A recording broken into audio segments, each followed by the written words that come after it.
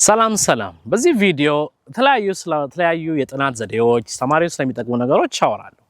ብዙ ጊዜ ተማሪዎች ረጅም ሰዓት ላይብረሪ ማንበብ የስኬት ውጤት ነው ብለው ያስባሉ። ነገር ግን ረጅም ሰዓት ላይብረሪ ማንበብ፣ ኖቶችን በማስመር ማንበብ፣ ሃይላይት ማድረግ ጥሩ ሆኖ ሳለ ነገር ግን አእምሯችን በዛ በመናነበው ነገር ላይ ትኩረትን ካላደረገ ውጤታማ አያደርግም። ምክንያቱም ረጅም ሰዓት ላይብረሪ መቀመጥ ወይንም ሃይላይት ማድረግ ወይም እንደምንለው አጤራ ማውጣት እነዚህ ሁሉ ጠቃሚ የሆኑ የጥናት ጥሩ ነገሮች ቢሆኑም ግን ብቻውን ወይም በራሱ ስኬታማ አያደርግም። ይሄ የምንለው ፓሲቭ ስተዲ ነው። ይሄ ስናየው በጣም ያጠናን ይመስለናል፣ በጣም ኮንፊደንስ ይሰማናል፣ ምናቅ ይመስለናል። ነገር ግን አእምሯችን አልሰራም። አእምሯችን ለማሰራት ዋናው ነገር አእምሯችንን ቻሌንጅ ማድረግ ነው። ጥቂት ማንበብ፣ ከዛ በኋላ ያነበብነውን ነገር አእምሯችንን ቻሌንጅ ማድረግ፣ እስቲ ራሳችን ጥያቄ በመስጠት ወይም ደግሞ በፊት የነበሩ ፈተናዎችን ፓስት ኤግዛም ፔፐሮችን በመስራት አእምሯችን ያነበበውን ነገር እንዲያስታውስ ቻሌንጅ ማድረግ አለብን። ምክንያቱም አእምሯችን ስናነብ ጊዜ ሜሞሪ የምንለው ነገር ማስታወስ የምንለው ነገር የሚፈጠር ነገር ነው። ልክ እንደ ፕሮቲን እንዴት ነው መጽሐፍን ወስዳችሁ ላይብረሪ ውስጥ እንደምታስቀምጡ በትክክል ያስቀምጣችሁትን ላይብረሪ በምትፈልጉበት ቀን ሄዳችሁ እንደምትወስዱት የኛም ሜሞሪ እንደዛ ነው። በትክክል አጥንተን በደም ተስተካክሎ ከተቀመጠ በምንፈልገው ጊዜ መውሰድ እንችላለን። ነገር ግን ለኤግዛም ሲደርስ ለምሳሌ አንድ ቀን ሲደርስ ተሯሩጠን የምናጠና ከሆነ ያ ራሽ ነው፣ ያ ሩጫ ነው። ያ በትክክል ሜሞሪያችሁን እንደማስቀመጥ አይደለም። ስለዚህ በመፈልጉት ጊዜ ምን አያደርግም፣ ያ ሜሞሪ ያ ዕውቀት አይመጣም ማለት ነው። ስለዚህ በፈተና ወቅት መጨናነቅ፣ መረባበሽ ይመጣል። ስለዚህ ጥሩ የጥናት ዘዴ የሚባለው ጥቂት ማንበብ፣ ማጥናት፣ ከዛ አእምሯችሁን ቻሌንጅ ማድረግ። እስቲ ያወቅኩት ነገር ምንድነው? ከዚህ የተረዳሁት ነገር ምንድነው? ቆም ብሎ just speak it loud።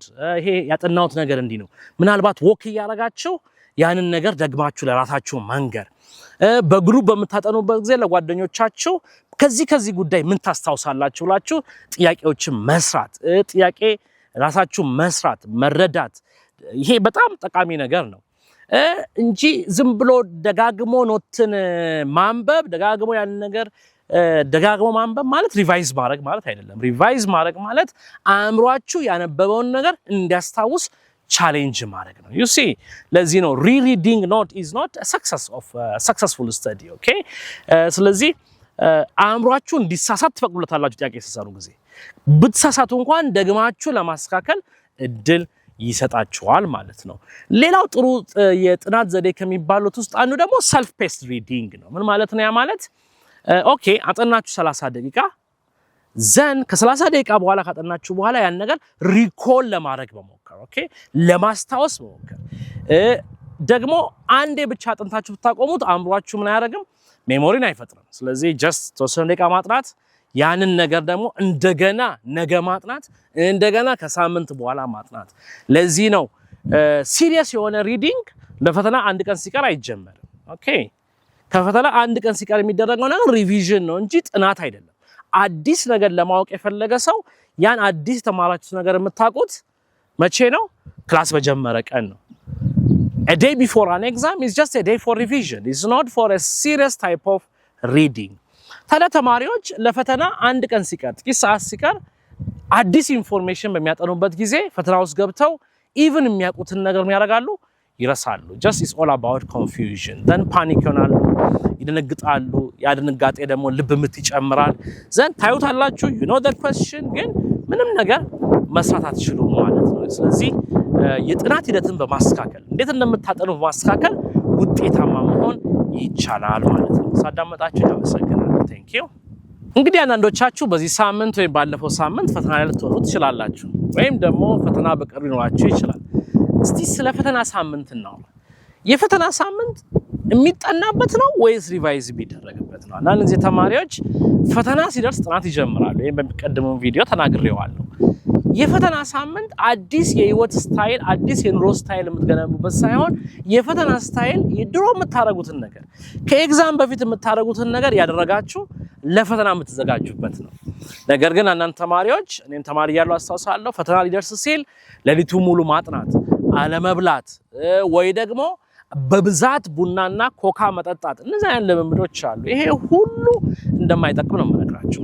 ኤግዛም ዊካችሁ just normal ሩቲናችሁ መሆን አለበት ኖርማል የምታረጉትን ነገር ነው ማድረግ ያለባችሁ በኤግዛም ዊክ ነገር ግን በኤግዛም ዊክ ላይ ለየት ያለ ነገር ለምሳሌ አሁን በቂ እንቅልፍ ባታገኙ አእምሯችሁ በጣም ስትረስ ውስጥ ስለሚሆን ረፍት ስላላገኘ ማስታወስም አይችልም you see ያ ደግሞ በደም ካላስታወሳችሁ በደም ካልተኛችሁ ውጤቱን ማምጣት አትችሉም ስለዚህ በኤግዛም ዊክ ላይ ለየት ያለ ነገር አትሞክሩ just do your regular routines during exam week just trust your preparation አንብባችኋል አጥንታችኋል ተዘጋጅታችኋል ሶ ማንኛውም ስትረስና ፓኒክን ከውስጣችሁ አስወግዳችሁ ፈተና ወቅት ላይ የምታቁትን ለመስራት ዝግጁ ሁኑ የፈተና ሳምንት አዲስ ዕውቀት የሚጠናበት አይደለም የፈተና ሳምንት ሪቫይዝ የሚደረግበት ነው ለፈተና አእምሮን ማዘጋጃ ነው ፓስት ኤግዛም ፔፐሮችን እየሰራችሁ ይህን ሊመጣ የሚችለው ፈተና ይሄን ሊጠይቀን ይችላል ብላችሁ መዘጋጀት ነው እንጂ አዲስ ነገር አዲስ ኖት አዲስ ሃንዳውት አዲስ መጽሐፍ የምትገዙበት አይደለም ፈተና ዝግጅት አዲስ ጥናት እንዴት አድርጌ አካዳሚክ ሰክሰስን ማስተካከል ይችላል ለሚል ምክር በባዮ ላይ ያለውን ሊንክ ተጫኑና አፖይንትመንት ከኔ ጋር ቡክ አድርጋችሁ ልመክራችሁ ላግዛችሁ ፈቃደኛ ነኝ ሳዳመጣችሁኝ አመሰግናለሁ አንዱ ለጥናት ስኬታማ ከሆነ ነገርና እኔም ብዙ የተማሪዎችን ከመክርበት ነገር አንዱ በቡድን ማጥናት ነው ብዙ ተማሪዎችን በግሩፕ አጥኑ ላለው ብዙ ወዳጅ አስተማሪዎችም እንደዚህ ያደርጋሉ በግሩፕ ማጥናት በጣም ጠቃሚ ነው አንዳንዴም ደግሞ ጉዳቶች አሉት በተለይ ትልቁ የትምህርት ዓለም ፍልስፍና ተደርጎ የሚወሰደው ይሄ ማስተሪ ለርኒንግ የምንለው ፍልስፍና በግሩፕ ማጥናት ተማሪዎች የተሻለ ዕውቀት ያገኛሉ የተሻለ ይረዳሉ የተሻለ ትምህርቱን ግንዛቤ ይዛሉ ብሎ ሳቤ ይወስዳል it's very fact ይሄንን በተግባርም በማስተማር ዓለም አይቻለሁ ምክሬ ሁለት ነገር ነው አንደኛ ጥሩ የሆነ ግሩፕ እስካለ ድረስ ምን ማለት ነው ጥሩ የሆነ ግሩፕ you see አንዳንድ ተማሪዎች በግሩፕ ይሆኑና በግሩፕ ሆነው ካላጠኑ በግሩፕ ሆነው ሌላ ነገር የሚያወሩ ከሆነ በግሩፕ ሆነው ትምህርታዊ ያለው ነገር የሚያደርጉ ከሆነ you see ያ ስኬታማ አያደርግም ነገር ግን ጥሩ የሆነ ግሩፕ ካለ በግሩፕ ሆናችሁ ሪቫይዝ ብታደርጉ በግሩፕ ሆኖ ቢጠና አእምሯችን በደንብ ትምህርትን ለማስታወስ ይጠቅማል ታዲያ ግን የግሩፕ ጥናት አዲስ ጥናት የሚጀመርበት አይደለም መጀመሪያ ፋክትን ፕሪንሲፕልን የተማራችሁትን ነገር የሚጠናው ኢንዲቪጁዋል ለብቻ ነው ለብቻ ተጠናላችሁ ለብቻ ተረዳላችሁ ዘን you come to a group በግሩፕ ውስጥ ምን ማድረግ ይቻላል አሁን አንዱ ለአንዱ ያስተምራል አንዱ ለአንዱ ያስረዳል ሶ የግሩፕ ጥናት ጊዜን ለመጠቀም ይቻላል ግልጽ ያለው ነገር ለመወያየት ጥያቄዎችን ለመስራት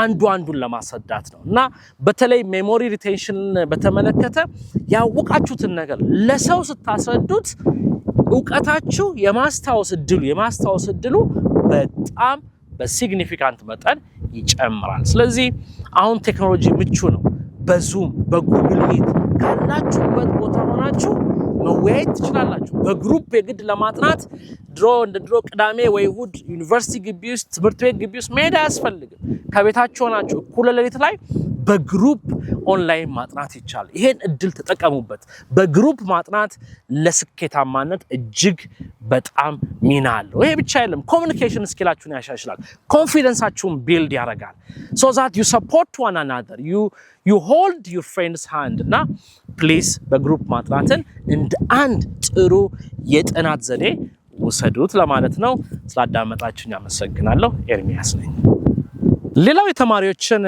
አካዳሚክ ስኬት በጣም አፌክት የሚያደርገው ነገር ስትረስ ጭንቀት ወይም ብዙ ጊዜ ቴንሽን የምንለው ነገር ነው ብዙ ተማሪዎች በፈተና ወቅት መጨናነቅ አለ ይሄ መጨናነቅ ወይም ስትረስ የምንለው ነገር ማንም ሰው ላይ ሊከሰት የሚችል አንዳንዴ ስትረስ አንዳንዴ አንግዛይቲ ተለያየ ስም ልንሰጠው እንችላለን ግን ይህ ስሜት ፈተና ከመድረሱ በፊት ሊፈጠር የሚችል ወይም በፈተና ውስጥ የሚገጥም ሊሆን ይችላል መጠነኛ ስትረስ በጣም ብዙ ጊዜ ክፋት የለውም ነገር ግን ይህ ስትረስ ወይም ጭንቀት በጣም ሲበዛ ለረጅም ጊዜ ሲሆን ምን ያደርጋል የማስታወስ ችሎታን ወይም ፈተና ላይ ያጠናችሁትን ነገር ማስታወስ እንዳትችሉ እክል ይፈጥራል ማለት ነው። ስለዚህ አንዳንዴ ፈተና ውስጥ ቁጭ ብላችኋል፣ ታነቡታላችሁ፣ አንብባችሁታል፣ አጥንታችሁታል፣ ግን ስታዩት there is nothing in it ምንም ታስታውሱት ነገር የለም። ያ ማለት በእርግጠኝነት you are in stress ማለት ነው። stressful condition ወይም ለፈተና የነበራችሁ ያ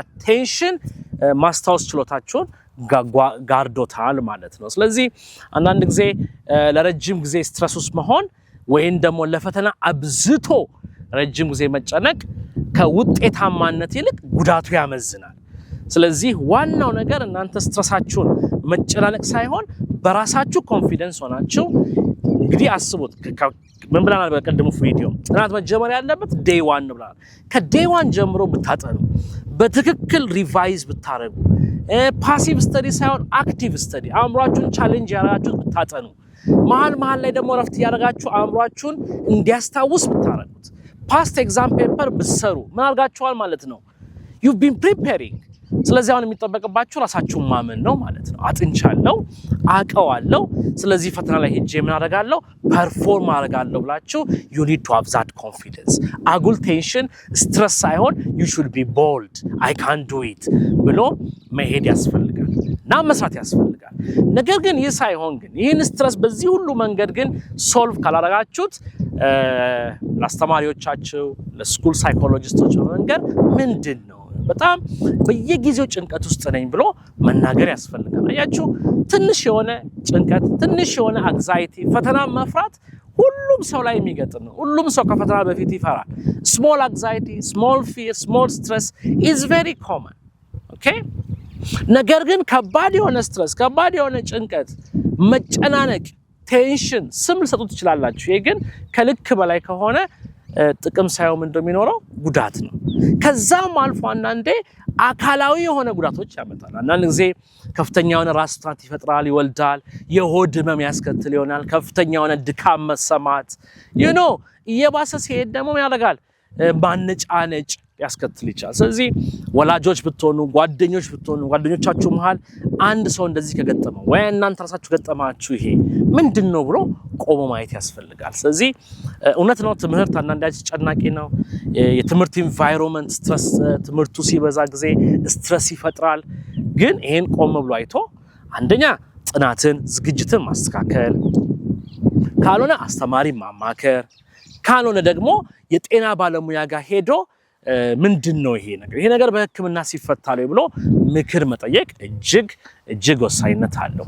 ይሄ ካልሆነ ምን ይሆናል በርናውት ይፈጥራል። አንዳንድ ጊዜ ተማሪዎች በርናውት የማይሆኑ ይመስለናል። ይሄ በርናውት የምንለው ነገር በአማርኛ እንዴት አድርገን እንደምተረጉመው ታግዙኛላችሁ። ግን መጨረሻ ላይ ምን ያመጣል የኢንትረስት ማጣት በቃ እነዚህ ችግሮች በጊዜ ማንፈታቸው ከሆነ ማናስተካከላቸው ከሆነ ተማሪዎች በርናውት ውስጥ ድሮ የሚያስደስታቸው ነገር ማስደሰት እየቀረ ድሮ ቤተክርስቲያን መሄድ ቢሆን መዛናት ቢሆን ምግብ መብላት የሚያስደስታቸው ከሆነ ጓደኞቻቸው ጋር ማሳለፍ የሚያስደስተው ነገር ሁሉ ደስታ ሳይሆን የማስደሰት ማቆም ይጀምራል።